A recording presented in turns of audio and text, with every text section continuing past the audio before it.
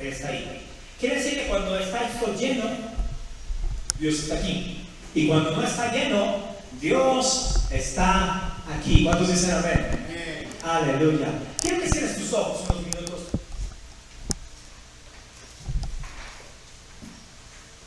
Padre, en el nombre de Jesús te pedimos en esta tarde que tú nos hables a través de tu bendita, preciosa y poderosa palabra, Señor. Te lo pedimos en el nombre que es sobre todo nombre, en el nombre de Jesús. Y el pueblo de Dios dice: amén, amén y amén. Mis amados hermanos, la Biblia nos enseña en el libro de los Hechos que hubo una gran diferencia entre Pablo y Pedro. Llegó un momento en el que Pablo y Pedro contendieron, si así lo podemos llamar, contendieron. Porque a Pedro se le ocurrió una idea muy increíble, pero no buena conforme a la palabra de Dios. Él se dio cuenta, al igual que Pablo, que el Espíritu Santo y la salvación no solamente era para los judíos, sino para todo el mundo. Hay que recordar que todo aquel que no era judío se le llamaba incircunciso, se le llamaba impío. ¿Por qué? Porque no pertenecía al pueblo de Dios. Es decir, antes de que Jesucristo muriera en la cruz del Calvario, tú y yo éramos impíos. Pero bendito Dios que por medio de la sangre de Jesús tú y yo hemos sido limpiados y ahora somos parte del pueblo de Dios. Dice Pablo que fuimos insertados en el pueblo de Dios. Pero eso no significa que tú y yo seamos judíos. Somos del reino de Dios, pero hay mucha gente que a veces confunde el ser cristiano, el ser parte del pueblo de Dios, y dice: yo soy judío. Y no. Y cuando Pedro se dio cuenta que estaba llegando mucha gente que no era judía, y aún más, él se daba cuenta que el Espíritu Santo era derramado sobre todos aquellos que no eran judíos. También sobre judíos, pero también sobre aquellos que no eran judíos. Un buen día, Pedro estaba orando, y dice la Biblia que cuando estaba orando, de repente le vino una visión. Y en esa visión le fue bajado un lienzo con muchos alimentos. Alimentos que para los judíos eran prohibidos. Y oyó una voz del cielo que le dijo: mata y come. Come lo que tienes ahí, come. Y él dijo: no, Señor, yo no puedo comer eso. Eso es inmundo para mí. Y oyó una voz del cielo que era Dios que le dijo: no llames inmundo lo que yo he santificado. Y dice que minutos después llegaron de la casa de un hombre que no era judío para invitarlo a que les fuera a compartir la palabra de Dios. Para ellos era un pecado juntarse, oír y compartir con aquellos que no conocían a Dios. Pero él entendió que él no podía llamar impío a aquello que Dios había bendecido y quería utilizar. Dice la Biblia que llegó Pedro a la casa de un hombre llamado Cornelio, y cuando apenas se empezó a hablar, Pedro empezó a hablar, y el Espíritu Santo se derramó de una manera increíble. Tal es así que Pedro salió admirado y empezó a contar a sus hermanos, los discípulos, que también sobre aquellos que no eran judíos era derramado el Espíritu Santo. Pero entonces Pedro, junto con otros judíos, dijeron: es que esto no puede ser posible.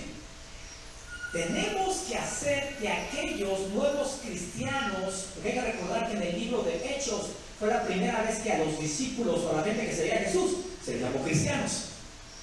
Digo, tenemos que hacer que se judaicen. Es decir, vamos a mandarles que se circunciden y que cumplan la ley. ¿Te imaginas tú, mi amado hermano, que tú de repente llegas aquí y aceptas a Jesús como tu Señor y tu Salvador, y te digo: Dani, pues mañana te tienes que ir a circuncidar, Dani? Dani así de: perdón, ¿por qué no me dijeron antes de que entrara, no? Iván, mañana a circuncidarse. Mi madre, ¿cómo va? Y tú dices: ¿pero por qué? No, si yo no soy judío. Entonces empezó Pedro, junto con otros discípulos, a exigirle a los nuevos cristianos que no eran judíos que se empezaran a circuncidar y a cumplir la ley. Pablo, al enterarse de lo que estaba sucediendo, se enojó mucho con Pedro y le dijo: es que no es posible que tú estés tratando de meter a los nuevos cristianos, aquellos que no son judíos, a cumplir la ley. Sobre todo porque hay que recordar que cuando Jesús vino y murió por ti y por mí, la ley quedó abrogada. Y entró un nuevo pacto que se llamó la gracia. Tú y yo vivimos por gracia. ¿Cuántos dicen amén? Eso bien si debemos de ser bien agradecidos, ¿no? Y bien agraciados y bien, ¿no? Contar con que está cerca de ti y dile: tú eres parte de la gracia. Aleluya. Perdón si la apago porque me está dando en la espalda nada más. Ok. Y mi amado hermano, entonces hubo un concilio de todos los discípulos y dijeron: no podemos exigirles a todos aquellos nuevos cristianos que cumplan con la ley, que cumplan con las fiestas judías, porque no son judíos. Y a mí me llama mucho la atención porque hoy en día se ha disparado una nueva corriente cristiana judía. Y ahora vemos a mucho pastor y a mucho cristiano queriendo llevar las costumbres judías. Es más, me llama la atención que ahora últimamente yo veo muchos pastores que salen con su ropa que utilizan los rabinos en las sinagogas.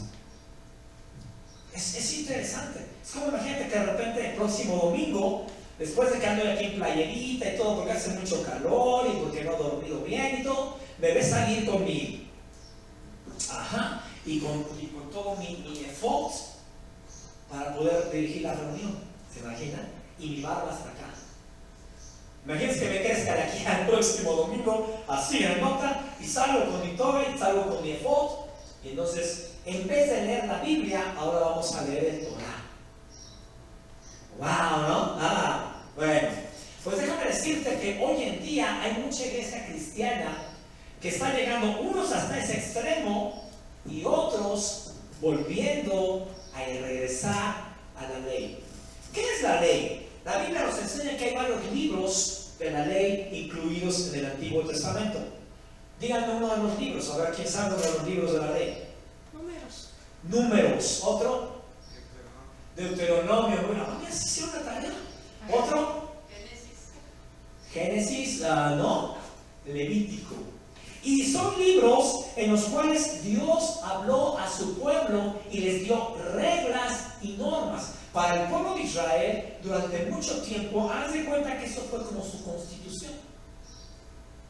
Ellos se regían única y exclusivamente con lo que decía la ley. Pero la ley tenía un pequeño problema. Dijo Dios: con un solo precepto de la ley, que no cumplas, toda la ley queda incumplida. Tú puedes cumplir este precepto, pero con uno solo que no cumplas. Entonces, cuando Jesús aparece, la ley queda abrogada. Los únicos que están supuestos a cumplir la ley son los judíos. Porque aún un judío cristiano que ha sido lavado por la sangre de Jesús no tiene que cumplir la ley. Esos famosos 10 mandamientos que nos enseñan muchas veces los que venimos de la, bendito Dios que ellos no, pero muchos, la mayoría venimos de la religión católica, ¿no? Y esta religión católica nos dice, ¿no qué? No matarás, ¿no qué? No adulterarás, no darás falso testimonio, no desearás la mujer de tu prójimo. Vean, yo sí fui, yo todavía me acuerdo. Y cuando Jesús estuvo sobre la tierra, Jesús encerró toda la ley en 2 únicos mandamientos. Y dijo: amarás al Señor tu Dios con todo tu corazón, con toda tu mente, con todas tus fuerzas, y amarás a tu prójimo como a ti mismo. ¿Por qué? Porque en esos 2 mandamientos, que alguien puede decir que simples, se encierra toda la ley. Si tú amas a tu prójimo, no lo vas a matar. Si tú amas a tu prójimo, no le vas a robar. Si tú amas a tu prójimo, no, etcétera, etcétera, etcétera. Y son 3 libros que vienen con normas para todo. Cuando alguien se casa, cuando alguien da carta de repudio, cuando alguien roba, cuando alguien tiene un siervo, cuando alguien... todo. Si alguna vez has leído con detenimiento, y si no lo has hecho, yo te invitaría a que lo leas. Esos famosos 10 mandamientos no son más que un pedacito de todo lo que la ley encerraba. Y hay que recordar que esa ley se la dio Dios a Moisés en las tablas. Amén. Y de ahí se rigió el pueblo. Pero cuando Jesús llega, se da cuenta, y Jesús mismo lo dice, y después lo afirma Pablo, que bajo la ley nadie, absolutamente nadie se puede salvar. Absolutamente nadie se puede salvar. Y déjame decirte una cosa, dentro de la ley está el diezmo. ¿Por qué crees que nosotros no diezmamos? Porque si tú diezmas, estás cumpliendo un precepto de la ley y estás dentro de la ley. A veces no se nos enseña eso, y se nos dice, es que hermano, tú estás robándole a Dios. Y muchas veces se utiliza el texto de Malaquías 3:16, que dice, malditos sois con maldición todos vosotros, la nación completa, porque me habéis robado. Y diréis, ¿en qué te hemos robado? En vuestros diezmos y vuestras ofrendas. Cuando nosotros vemos a Jesús dentro del nuevo pacto, ellos sí ofrendaban, pero no diezmaban. Hay que recordar que el que recogía las ofrendas, ¿quién era? ¿Sabes quién era? Judas Iscariote. A buen árbol se animaron para poner a alguien que recogiera las ofrendas, ¿no? Dice la Biblia que Judas agarraba. ¿Me prestas por favor la casita de la ofrenda?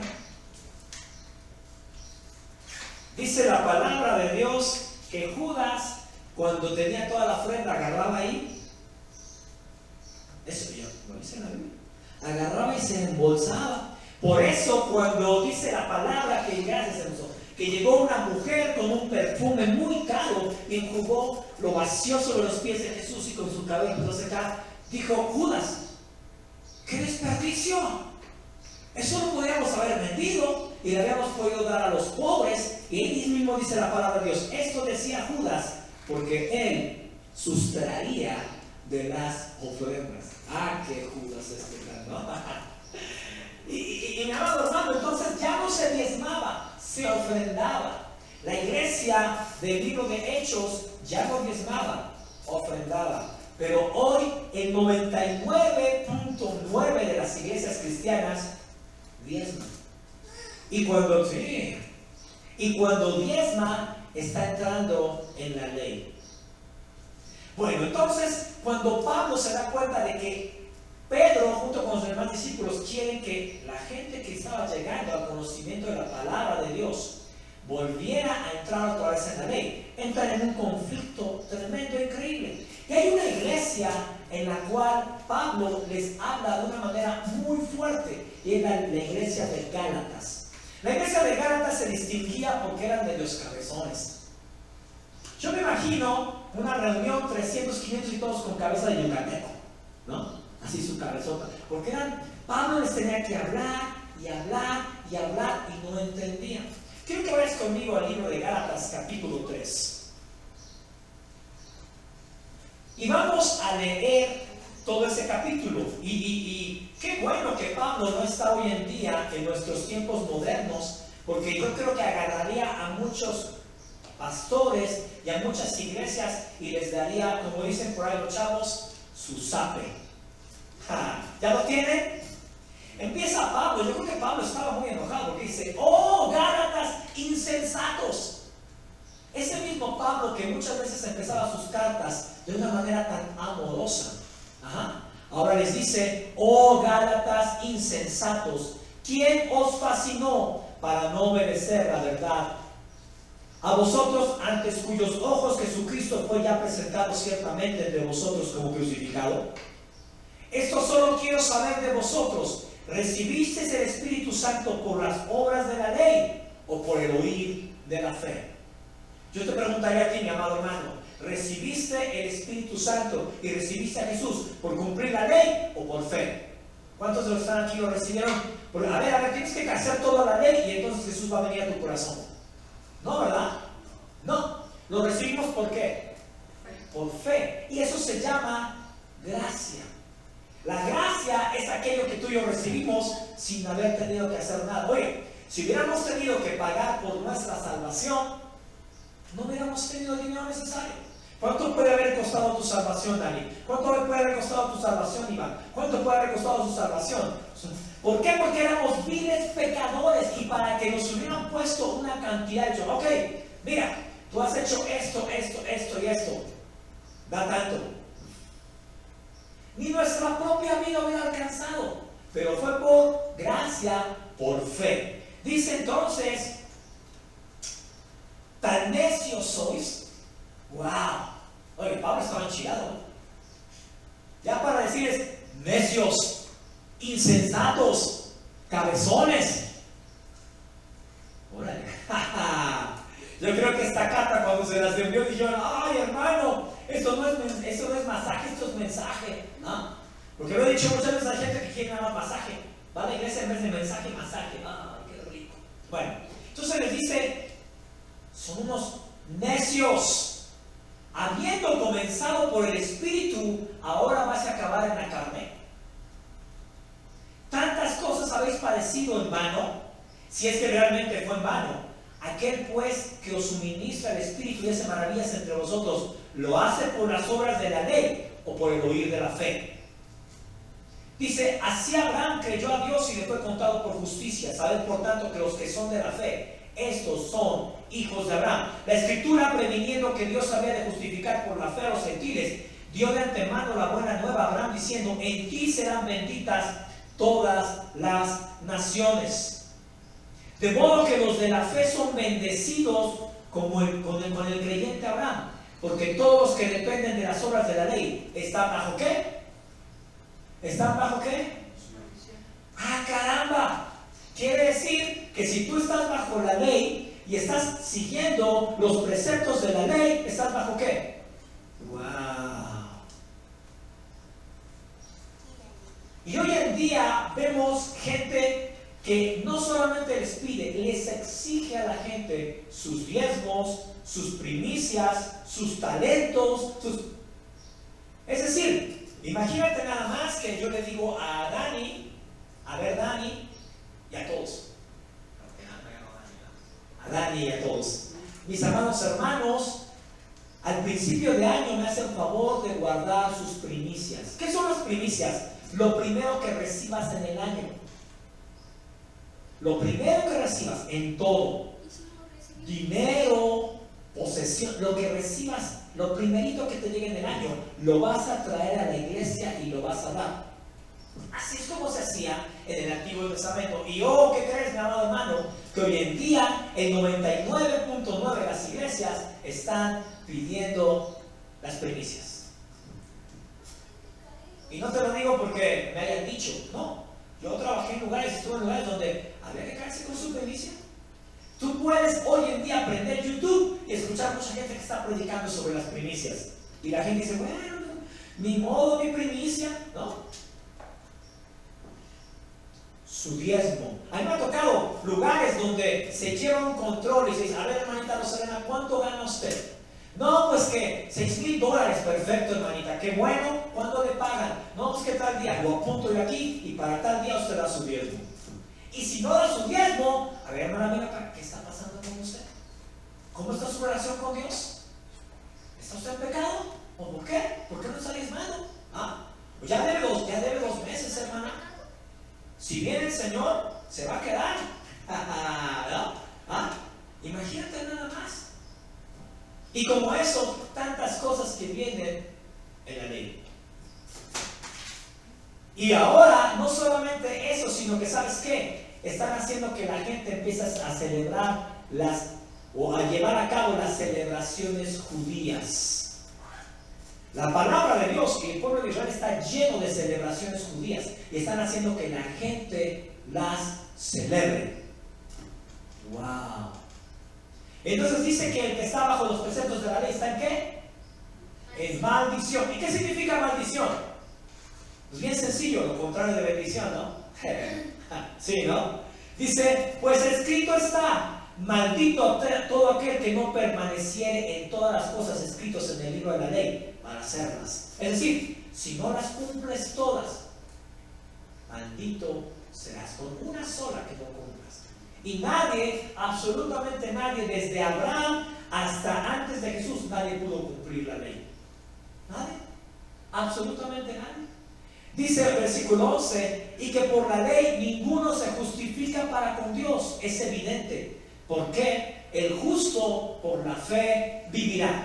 Y la ley no es de fe, sino que dice, el que hiciere estas cosas vivirá por ellas. Cristo nos redimió de la maldición de la ley, hecho por nosotros maldición, porque está escrito, maldito todo el que es colgado en un madero. Para que en Cristo Jesús la bendición de Abraham alcance a los gentiles, a fin de que por la fe recibiésemos la promesa del Espíritu. Hermanos, hablo en términos humanos. Un pacto, aunque sea de hombres, una vez ratificado, nadie lo invalida ni le añade. Ahora bien, a Abraham fueron hechas las promesas y a su simiente. No dice a las simientes como si hablase de muchos, sino como a uno, a tu simiente, la cual es Cristo. Esto pues digo, el pacto previamente ratificado por Dios para con Cristo, la ley que vino 430 años después, no lo abroga para invalidar la promesa. Porque si la herencia es por la fe, ya no es por la promesa. Pero Dios la concedió a Abraham mediante la promesa. Seguimos leyendo. Dice, entonces, ¿para qué sirve la ley? Qué buena pregunta hizo Pablo a los de Gálatas. Entonces, ¿para qué sirve la ley? Fue añadida a causa de las transgresiones hasta que viniese la simiente a quien fue hecha la promesa, eso es Jesús.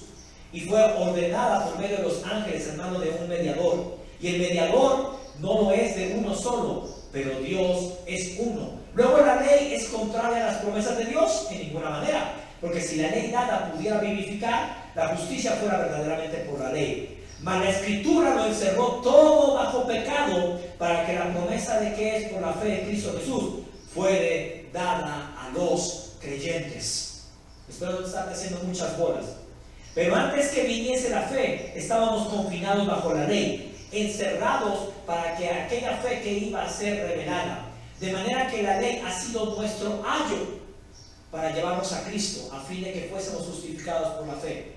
Pero venida la fe, ya no estamos bajo ayo, pues todos sois hijos de Dios por la fe en Cristo Jesús, porque todos los que habéis sido bautizados en Cristo, de Cristo estáis revestidos. Ya no hay judío ni griego, no hay esclavo ni libre, no hay varón ni mujer, porque todos vosotros sois uno en Cristo Jesús. Y si vosotros sois de Cristo, ciertamente el linaje de Abraham sois, y herederos según la promesa.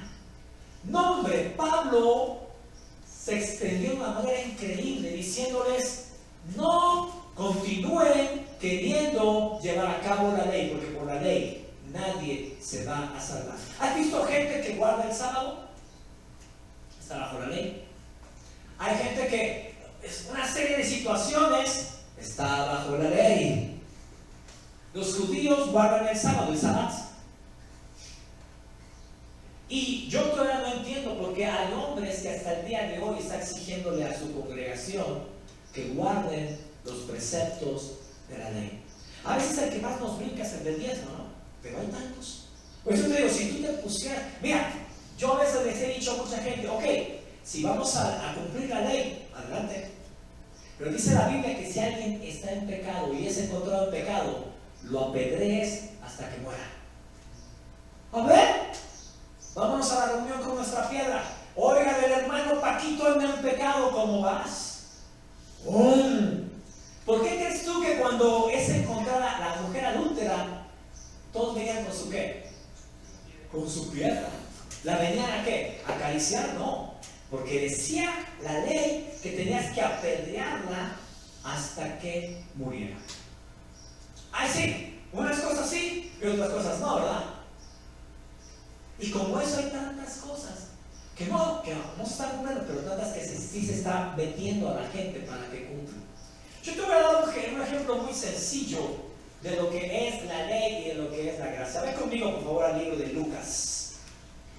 Y en Lucas vamos a leer el capítulo 15, que este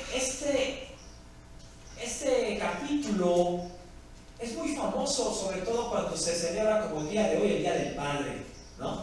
Porque habla de un padre que tenía dos hijos y uno de ellos, el hijo pródigo. Exacto, muy bien. Y uno de ellos era medio pródigo, ¿ah? Era medio mala cabeza, ¿no? ¿Te ha pasado alguna vez que no tienes un hijo por ahí que no entiende a los demás porque sí caminan bien y hay por ahí alguno que tienes que estar insistiendo y diciendo, ¿no?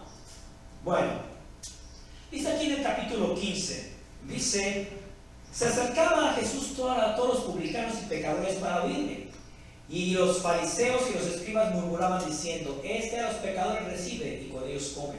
Entonces él le refirió esta parábola diciendo, ¿qué hombre de vosotros teniendo...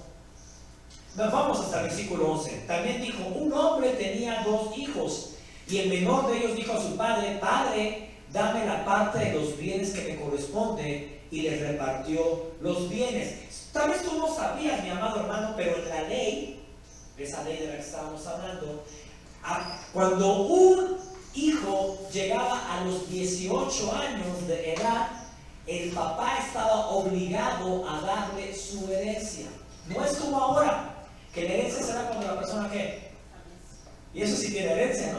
Mi hijo, te dejo todas mis deudas.